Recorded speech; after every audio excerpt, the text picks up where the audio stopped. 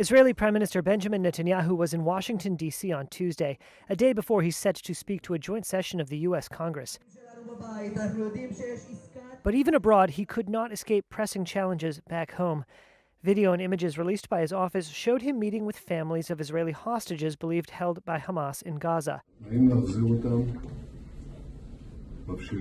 He told family members that, quote, the conditions are ripening for a ceasefire that would bring some of the captives home. But senior Hamas official Sami Abu Zuhri told Reuters there was nothing new in Netanyahu's stance.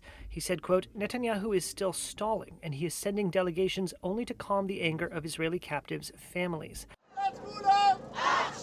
That anger was on full display in the days before Netanyahu left for Washington. Mr. Netanyahu, this is not the time for a show trip. Danielle Aloni was held captive in Gaza along with her 5-year-old daughter before they were freed in a November ceasefire.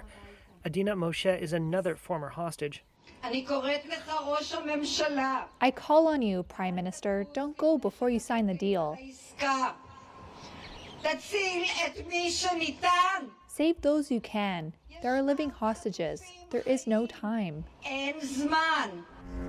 Hamas gunmen killed 1,200 people and took more than 200 captive in an October 7th rampage through Israeli communities, according to Israeli tallies. In a week-long truce in November, more than 100 hostages were freed in return for 240 Palestinian prisoners.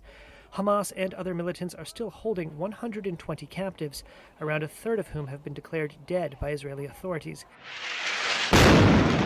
Israel's devastating retaliatory air and ground operation has so far killed more than 39,000 people in 10 months of fighting, according to Palestinian health officials.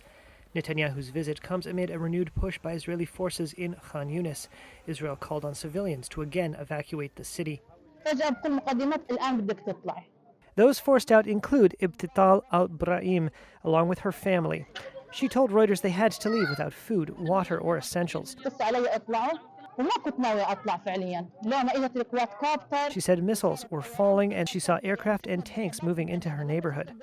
Months of efforts mediated by Egypt and Qatar to reach a new ceasefire in the war between Israel and Hamas gained momentum in recent weeks under a proposal outlined by U.S. President Joe Biden in May.